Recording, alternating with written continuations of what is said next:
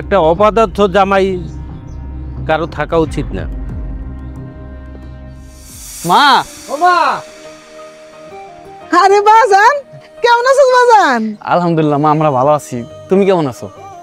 আমার আর ভালো থাকা, এতদিন পরে মার কথা মনে পড়লো না।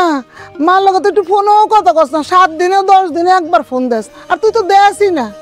মা আসলে তুমি যেটা ভাবতেছো এটা না, কাজ কাম করি তো, কাজ কাম করার পরে যেটুকু সময় পাই তোমাদের কল দেই মাঝে মধ্যে। তোমার শরীরটা কেমন মা? আমার জন্য কি আনছো? আমার জন্য নতুন জামা আনছো? আচ্ছা, তুই কি আর সময় কমে পাস না? আমার পোলা দুইটা মাত্র ঘরে আইছে, কি আনছো কি আনছো? তোর বাপে জানি বিদেশ তামগুলো কত কিছু আনছে। জান যা ঘরে যা, ঘরে যা, দুনিয়ার অশান্তি। কিন্তু তোরা দুজনে তো শুকাইছিস কে, ঠিক মতো খাস না। কি যে কও না মা, আমরা বাসায় খাই, তোমার মতন কেউ সুন্দর করে রান্না করতে পারে? এই জন্য সুখ হয়ে গেছি। এখন আইছি 2 ভাই, প্রতিদিন মাছ মাংস তোমার হাতে খাবো।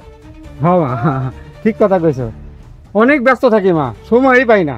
হ্যাঁ, ভালো তো থাকবি, মায়ের সারা খাস মেসে মেসে, মার হাতে খাইতেই মনে চায় না।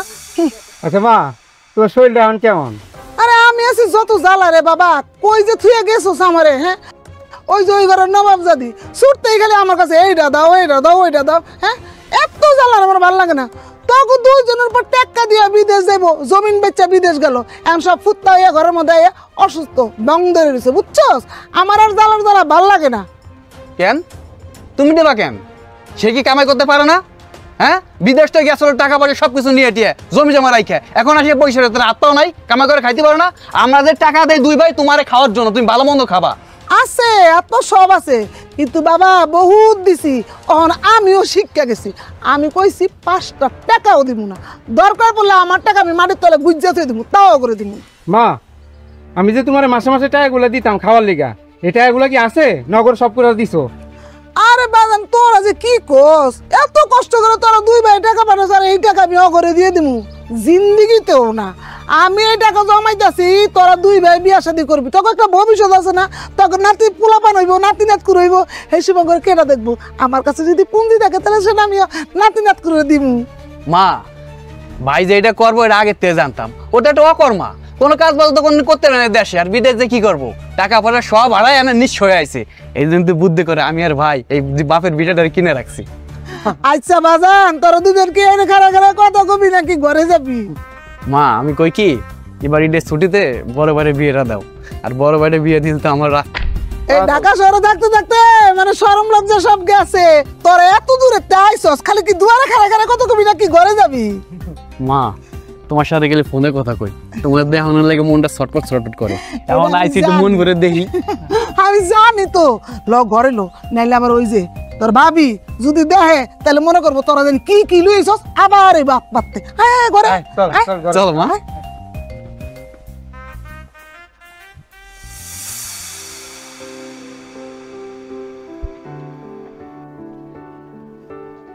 জানো, তোমার ভাই মানিক আর রতনে আইছে। কি কইতেছো? আমার ভাই মানিক রতন আইছে? তাইলে তো আমার আর কোনো চিন্তা নেই, এখন আমার সব সমস্যার সমাধান হয়ে যাইব। সমাধান হইব না চাই? তুমি জানো ওরা ওর লগে লগে তোমার মা আমার মায়ের লগে কি পরিমাণ দুর্ব্যবহার করছে? কি করছে? কি করে রে তাই কও? আমার মেয়ে তো ছোট মানুষ, ওকে এত কিছু বুঝে? শাশু শাশু কয়েস গিয়ে একটু জড়ায় ধরছে, এর লেগে তোমার মা আমার মেয়েরে দূর দূর করে তাড়াই দিছে। ও, তার মানে ওরা তো অনেক দূর থেকে, ঢাকা থেকে এসেছে, অনেক জার্নি করে এসেছে, ক্লান্ত না, এই জন্য হয়তো বা মায়ে কইছে আচ্ছা তুই এখন যা, পরে আসিস। তুমি শাক দেয়া মাছ ডাকার চেষ্টা করো না, আমি কিন্তু এগুলো বুঝি। আচ্ছা যাই হোক, এসব কথা বাদ দাও, এই বিষয় নিয়ে কালকে আমি মানিক রতনের সাথে কথা কব। আচ্ছা শুনো না, আমি তোমার একটা কথা কই। মানিক আর রতন ওরা তো শহরে সরকারি চাকরি করে, অনেক টাকা বেতন পায়। তুমি যদি বেশি না 1050,000 টাকা ধার কইরা দোকান দেয়া বইতা বাজারে, তাহলে তো আমাকে একটু আয় উন্নতি হইতো। পরে না হয় তুমি দোকানদারি ভালো হইলে অগো টাকা ফেরত দিয়ে দিতা। এটা অবশ্য তুমি খুব ভালো একটা কথা কইছো। দেখি ওগুলোর কাছে কথা বইলে যদি 1050 টাকা নিতে পারি, তাইলে বাজারে একটা দোকান দিলে মোটামুটি আমার সংসারটা চলবো। আচ্ছা, ওরা যদি তোমার টাকা না দেয় তখন কি করবা? আরে দিব না কেন, ওরা তো আমার ভাই, আমি চাইলে অবশ্যই আমার দিব। আমার ভাইরা সরকারি চাকরি করে, ওদের কাছে কি টাকা পয়সার অভাব আছে? আমার কষ্ট কি ওরা বুঝবো না? আমি তো বিদেশ যাওয়ার পরে টাকা পয়সা মার গেছে, এখন তো আসলে আমার কাছে তো টাকা পয়সা নেই। আমি বুঝাই কইলে ওরা আমার ফিরাই দিব না, আমার বিশ্বাস আছে। হ দিব, তোমার বিশ্বাস থাকতে পারে, আমার বিশ্বাস নেই। হ্যাঁ গরে তুমি আপন ভাবলে কি বো, হ্যাঁ তো তোমার আপন ভাবে না, তোমার সতের মতোই জানে। আরে বাদ দাও তো, তুমি কি সব উল্টা পাল্টা ভাবতেছো? ওরা ছোট মানুষ, ওরা ভুল করলে কি আমি ভুল করতে পারি? আমি দেখো ওদেরকে বইলা কয়ে আমি কিন্তু টাকা ঠিকই 50,000 নিব। আর শুনো, তুমি তোমার মায়ের কয়ে দিও আমার মায়ের লগে জানি দুর্ব্যবহার না করে। আচ্ছা ঠিক আছে, আমি হাত মুখ ধুই নে, হাত মুখ ধুয়ে আসি। খাবার টাবার কিছু আছে? যা আছে তাই দিতাছি, তুমি যাও। আচ্ছা ঠিক আছে।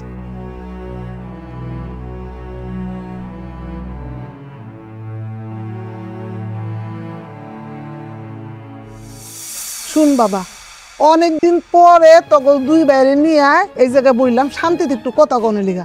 কে লেগে বললাম কত? ওই যে ডাইনি আছে না, ডাইনি তো চলে গেছে, আজকে তো বাড়িটা খালি। এই জন্য শান্তিতে তখন দুই বাইরে লিয়ে বইছি সুখ দুঃখের আলাপ আলোচনা করার লিগা। তোরা দুজন তো ইসুস আমার নিজের পেটের সন্তান, বুঝুস না? তখন ভালো মন্দ, তখন ভবিষ্যৎ সব কিছু নিয়ে চিন্তা ভাবনা করন লাগে আমার। এই যে বিটিটা দেখ, বেঁচে আলেছে যে হিরণ কি করলো, বিটিরা বেচা গেল বিদেশ, যায় বলে ধরা খেয়েছে। কি রাজে আমি তার টাকা কি করছে কে জানে, হ্যাঁ? তারপরও এই বাড়িতে আছে। আরে আমি ভালো মানুষ, এই জন্য ওকে জায়গা দিছি। কিন্তু খবরদার বাজান, দুই বাইরে কয়ে রাখতেছি, ওই ডাইনি কিন্তু বড় পলিটিক্স বাস, বুঝছস? আমার কাছে তো এইটা সেটা চাইতে আহে, নিতে নিতে তো আমার শেষ করতেছে, এখন তো আমি স্টপ করছি। আবার তোরা দুই ভাই দয়ার সাগর দেখাইয়া আবার দিয়া দিস না, তোর কাছে কিন্তু হাকে হুকে এটা ওইটা চাইবো, বুঝতে পারছস? খবরদার কিচ্ছু কিন্তু দিবি না। শুন, তোকে ভবিষ্যৎ আছে, কয়েকদিন পরে বিয়ে শাদী করবি, পুরা বানাইবো। এখন যদি আস্তে আস্তে দিতে দিতে শেষ হয়ে যাস, তখন আমরা কি করবো? তোর দাম গো প্রথমে দিব, বুঝছিস না? আরে মা শোনো, তুমি এটা নিয়ে কোনো চিন্তা করে না। ওরা টাকা দেবো কেন? আমরা কষ্ট করে কাম করে টাকা দেওয়ার জন্য এক কানা করে দেবো না। আরে এই কথাটাই তো আমি কইতাছি। শুন, চলে বলে কৌশলে দুই ভাইয়ের কাছে কিন্তু 18 টাকা চাইবো। খবরদার 5টা টাকা লড়াবি না। আর যে কইতাছ যে বাড়ি ঘর করবি, বাড়ি ঘর করলে তো ঘরে বাড়ি থেকে উঠতে দিতে হইব, বুঝছ না? যেমনে পারো সে বাড়িতে উঠানোর ব্যবস্থা কর।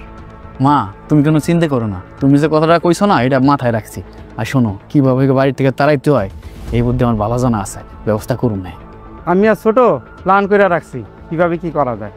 আমরা কমু, আমরা বাড়ি করুম, পাকা দালান করুম, তোমার এখান থেকে ভিটামাটি থেকে যাইতে হইব। এই তো এইরকম মার বুদ্ধি শুনবি, বুঝছস? মার বুদ্ধি শুনবি, আল্লাহ দেখবি আরো ডাইলা দিছে, আরো ডাইলা দিছে। আর ওই যে হারাম দাদা বর বুদ্ধি শুনে, এর লেগে আল্লাহ ওরে ডাবাই দিছে। বর বুদ্ধি কোনো সময় শুনবি না। তুমি মা এটা লিয়ে চিন্তা করো না, আমাকে একটা ভবিষ্যৎ আছে না, তুমি যা করবে আমরা তাই তো শুনুন, তাই না? মা আমার ক্ষুধা লাগছে, আমার খাবার দাও। আচ্ছা ঠিক আছে, তোরা হাত মুখ ধুয়ে এলো, আমি ভাত বাড়তাছি, যা যা। কিরে ভাই, কই গেছিলি তুই? কই গেছিলাম এটা তো জানা দরকার নাই, কি কবি ক। আমি তোরে খুঁজতেছিলাম রে ভাই।